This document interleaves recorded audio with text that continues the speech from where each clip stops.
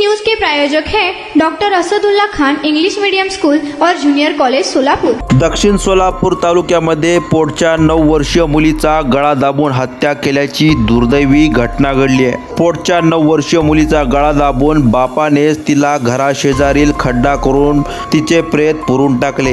ही घटना आहे दक्षिण सोलापूर तालुक्यातील कुसूर येथील। गुरुवारी मध्यरात्रीच्या दरम्यान ही घटना घडली असून आरोपी बापाने स्वतःच्या मुलीचा गळा दाबून हत्या केल्याची कबुली नातलगासमोर दिली आहे। यातील सविस्तर माहिती अशी की ओकसिद्ध रेवणसिद्ध कोठे वय वर्षे 34 असे संशयित आरोपीचे नाव आहे। कोठे कुटुंब शेतातील वस्तीवर राहते। ओकसिद्ध याला 3 मुली आणि 1 मुलगा आहे। पत्नीला सिव्हिल हॉस्पिटलमध्ये उपचारासाठी दाखल केले।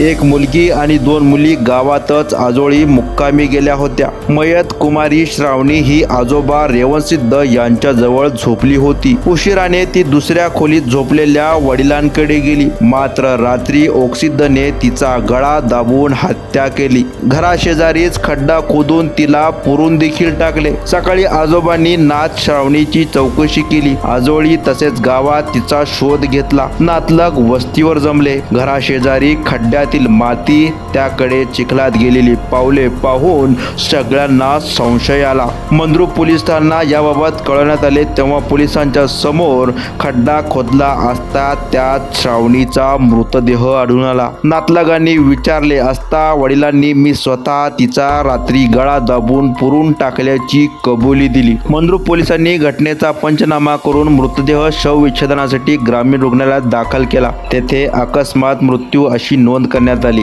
दरम्यान या बातमीचे वार्तांकन केले आहे आमचे लोकप्रधानचे पत्रकार नारायण घंटे यांनी।